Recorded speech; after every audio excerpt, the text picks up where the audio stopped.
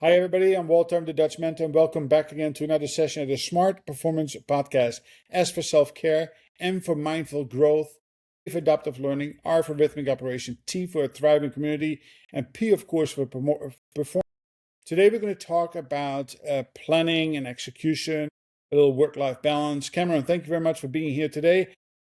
Even before our pre-talk, we found out that he is flying in Cessna 182, and we can chat about that alone for the next hour. But we're not going to do that. Maybe another podcast session on my channel, Flight Path Pioneers. Go check it out on YouTube. A lot of fun there as well. Don't forget to download the Smart Performance app. You can find it in the Apple Store at simply typing in the Dutch Mentor. It will set you up for success for the future. Cameron, welcome, and tell us a little bit about yourself.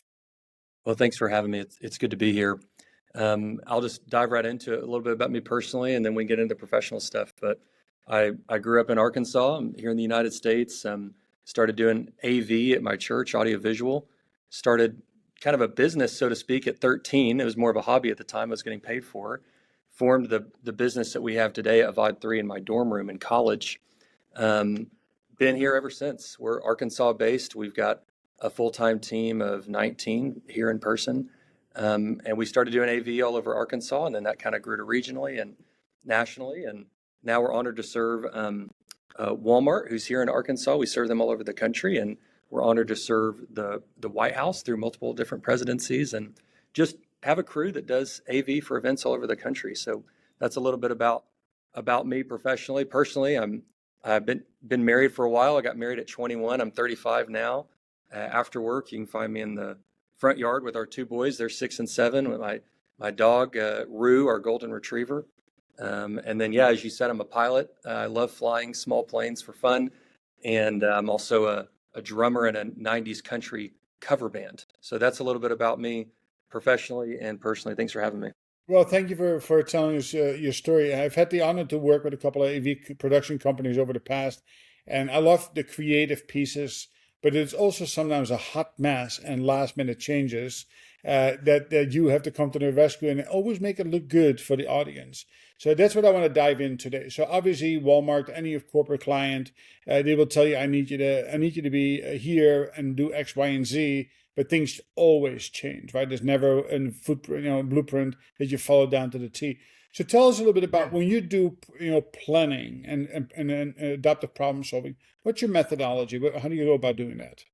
I love that. Yeah, thanks for asking, Walter. Event production is a little bit foreign to folks. You're familiar with it because you do speaking and things, and so you've been with crews. But when I'm talking to friends and family and neighbors, for folks to understand our business, if business folks are listening, I think production is actually a lot like construction.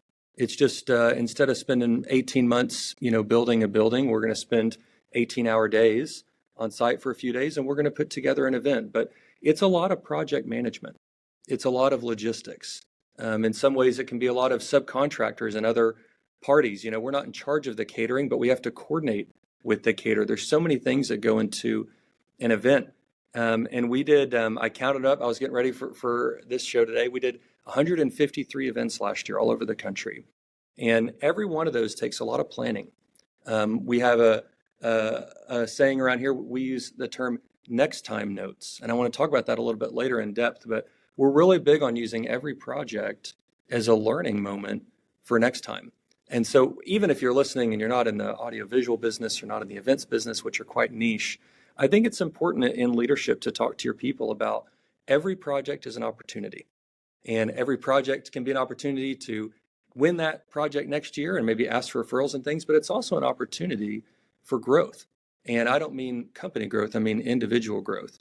And that's one of our core values here that we're really big on. And so planning, we use a lot of checklists and things. I can go into kind of the detail of it here in a moment. But for us, planning the show today, they're on a site visit down in Austin for a show that is implementing next time notes from a show from last month. And so they're always updating and always learning. And I really think that's the secret to our success doing so many events for so many years is not looking at them as a rinse and repeat, but looking at them as a laboratory to learn from last month to apply for next month. Yeah, I think that's critically important. And a reminder to people who are listening, if you're healthcare leaders or leaders of yourself, this is something you have to execute in your life, right? Personal life, professional life, all of the time. And it always starts off with, what is the scope? What I call sometimes, what is the problem statement, the opportunity statement? What's the scope? So how do what do you recommend people to do to make sure that they don't get any scope creep, so to speak, so they remain focused on the task at hand? Yeah, for us, scope creep usually comes from a client who's not a great fit. And so whether you're the buyer, the client who's hiring, it doesn't have to all be about AV. I understand it's a broad audience, but whether you're hiring a construction company, any sort of contractor who's doing a project for you, I would first slow down just a little bit to find fit early on. There's a lot of different um, groups out there that do a lot of different types of events. And so for us, if someone reaches out and they're really talking about an outdoor rock and roll festival, in the mud, that's not us. We're not good at mud, so to speak.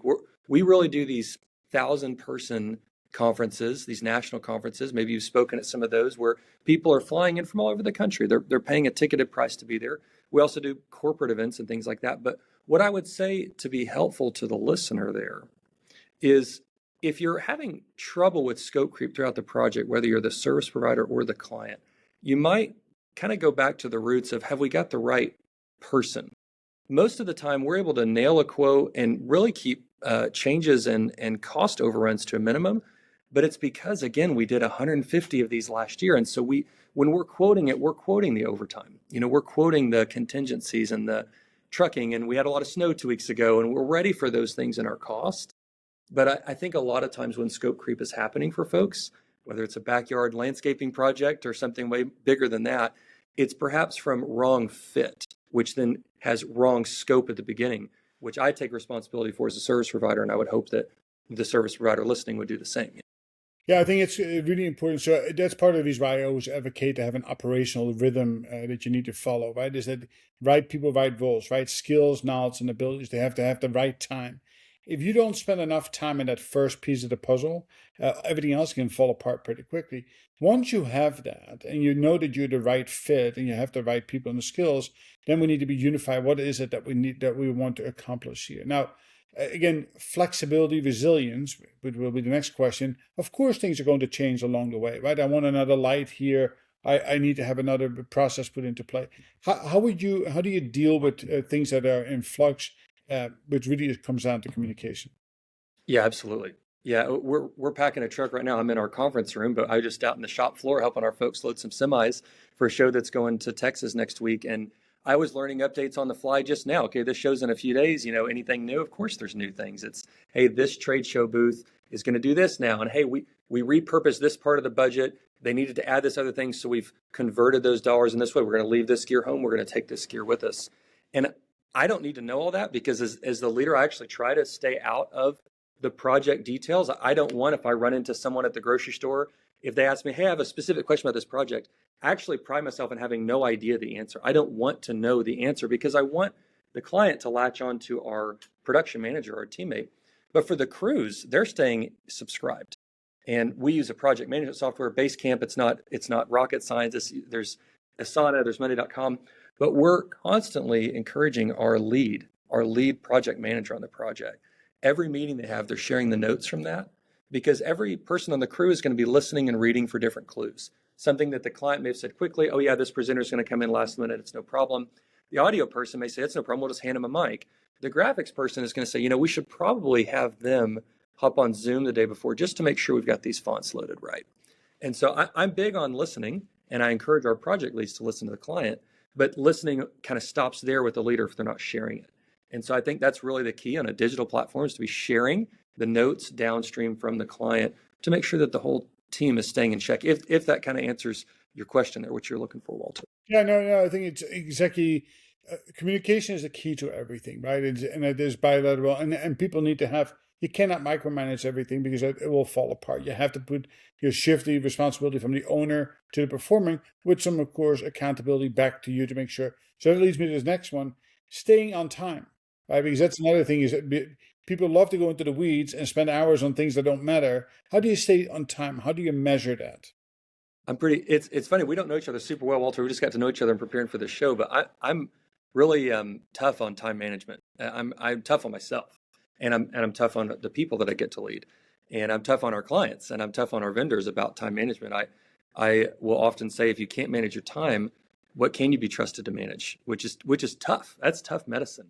But I truly believe it. So many corporate leaders, we work with amazing vice presidents, senior vice presidents, executive vice presidents who are showing up 30 minutes late to a 30-minute rehearsal. And so I'm really tough on their admins and their executive assistants on that. Like, hey, this is the 30 minutes this person has. They got to be on time. We got to start on time so that we can end on time so that the next person can be on time. And so for me, I have geeked out a lot on time management over the years. And the thing that I recommend, the system I recommend to most folks more than any other system, is called the Entrepreneurial Time System. And that's by Dan Sullivan with Strategic Coach. I've done a bunch of different professional development over the years, and that's a shout out to that one as being one of my favorite. But he talks about dividing your time into 3 types of days. And I preach this to anybody who's willing to listen. I think there's 3 types of days. There's a free day, there's a focus day, and there's a buffer day. And I think the key to time management on an hour-to-hour basis is really looking more day to day at what am I up to today. And so today's a focus day. And I've got 3 podcasts I'm recording today. We've got these things stacked. I'm focused on doing this today. Yesterday, I did an insane amount of email and meetings and things so that I could be prepared to focus today on this and not be distracted by my phone that keeps lighting up while we're on the air. The day before that, Sunday, that was a free day. And that was a rest day where I was able to be a good father, a good husband, faithful to what matters to me in my personal life. And really those 3 days, Sunday, Monday, Tuesday in this case, really represent what I think is a balance that leads to I'm going to be on time for these appointments today because I'm not buried in an inbox I dug out yesterday. I could go on and on about that, but I'm very big on time management and talk about that quite often.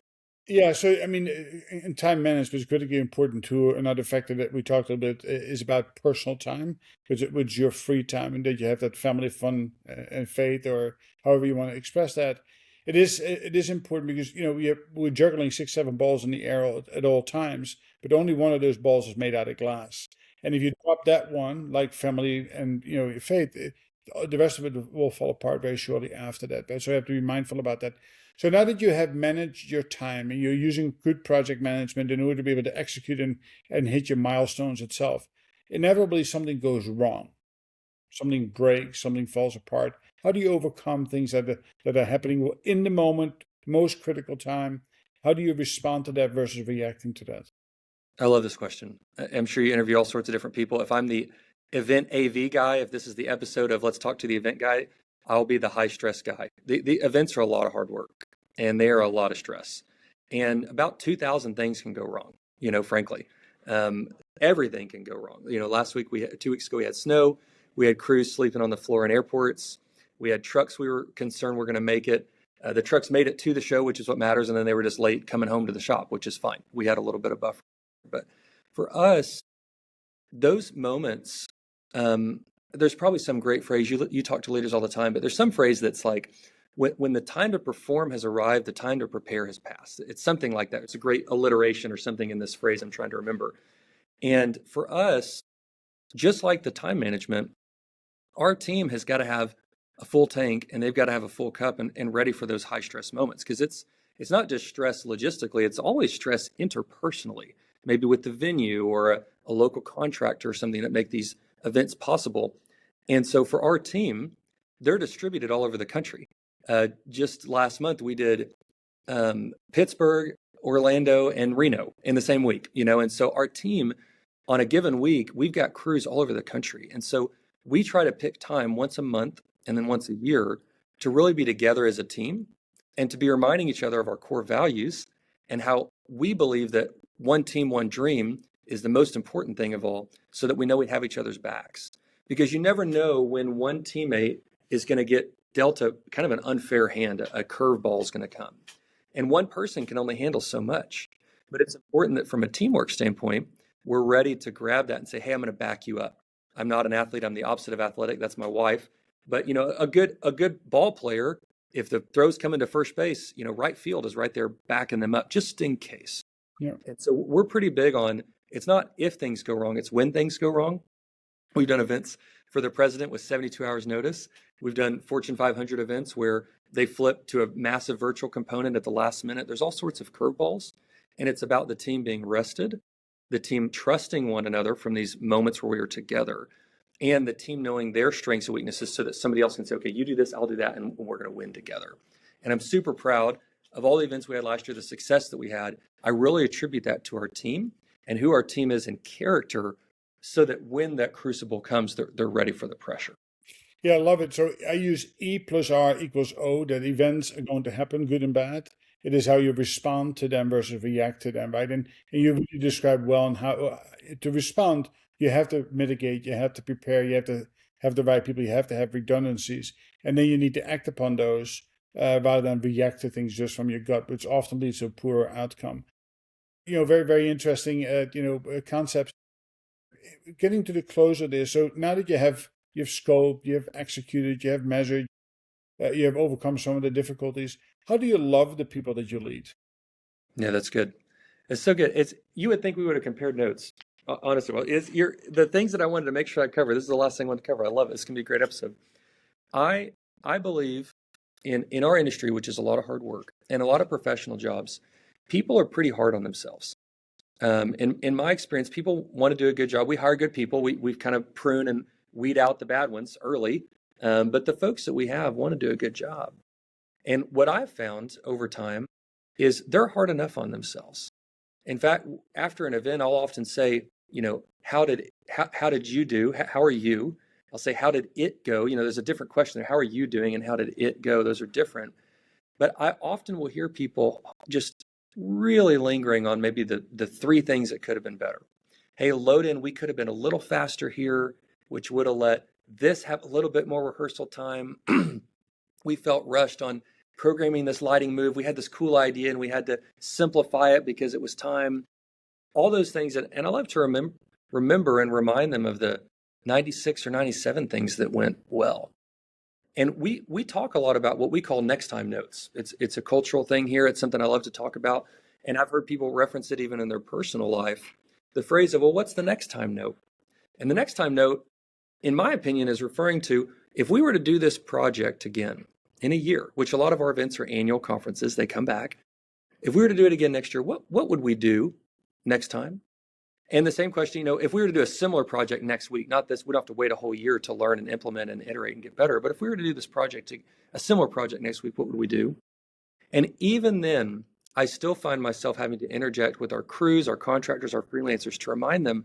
So often those notes are kind of negative in nature on themselves. They're saying, this could have sounded better and this could have looked better. And I have to remind them, hey, we did an excellent job.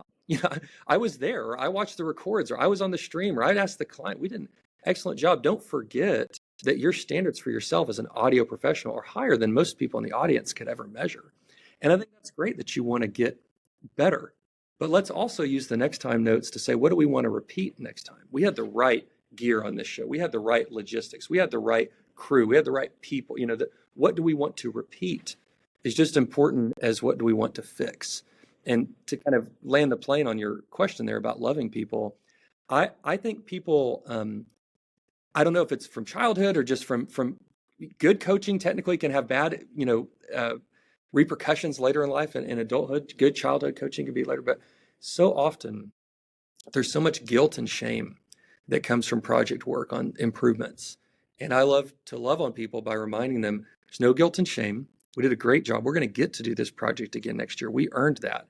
And because we did a good enough job to do it next year, how do you want to improve? And encourage people that their individual personal growth is our business growth. And Right. we say your growth is the goal. I want people, when they look back on their time at Avad 3 at my company, when they look back, whether they're here for 3 years or 30 years, I want them to look back and say that was the highest, steepest growth curve of their entire lives, personally and professionally. They were pushed hard to grow, but they were also nurtured and cared for, because that's what I would want in building a place that I want to work. And so Exactly right. that's Exactly that's right. what matters to me. Yeah.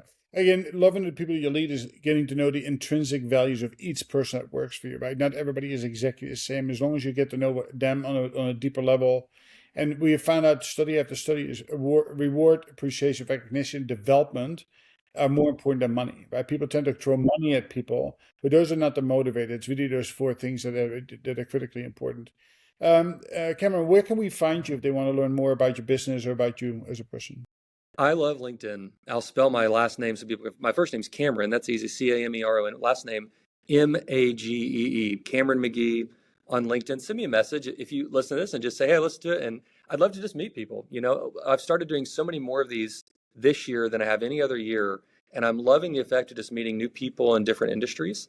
And so, just if you listen to this, just send me a LinkedIn message. Let's connect. Let's be friends professionally on that platform. If you add me on Facebook, it's just pictures of my kids and my dog. But professionally, let's be friends on LinkedIn. All right. Yeah, good. It sounds like a great plan. In closing thoughts or quote, favorite quote. Yeah. I would encourage people. I don't know. There's such a diverse audience that listens to your show, but I would encourage people to remember back to my story that I found something I love doing, and I found a way to do it for the rest of my life. And for my parents, my father, my friends, that's what I've seen the most successful people do. And I want to encourage people to find that thing and then to go for it. I went for it at 13. I went for it at 21 in my dorm room, and I'm still going for it today. And there's problems every day as a small business owner. I had a pile of problems yesterday. I'm going to have a pile of problems tomorrow. But I'm motivated and encouraged because I truly do love the craft that we do, and I love getting to lead a team. And so I would encourage people, no matter what walk they're coming from, to find that thing, to latch onto it, and to not do what the rest of the country seems to do, which is change jobs every 18 months and just constantly hopping around. I would latch onto something and persevere through it. That's the example I have from my grandfather, and that's what you're going to find me doing for the rest of my life. So that's how I would encourage people to follow suit. Cameron, it's spot on. I call it the 4 Ps: connect the purpose and passion on the heart level, and then go work with the people in the process that you enjoy most. If you can find it in life, you're better off than 60% of the people go to work every day, not really loving what they do. And that's a real shame because we only have one life to live. Cameron, thank you very much for joining me today. I really, really appreciate it. And to the audience, again, none of this matters if you don't take action. So take the words that Cameron shared with us today and take action on that today. Write it down, follow these steps. These are tried and proven, and you learn from them, right? Just like he says, the show notes on the end of the day is no different than having pillow talk at night with your partner to look at the day. How did it go? What went well? What didn't go well? How can we improve on that tomorrow? Or how can we repeat and to make sure that we stay successful? Thank you for listening again. Go to the Apple Store, the Dutch Mentor, download the Smart Performance app. It will get you started in the right direction. And don't be afraid to reach out to me for some one-to-one sessions as well. Cameron, have a wonderful day. And thank you very much for joining us today. Thank you.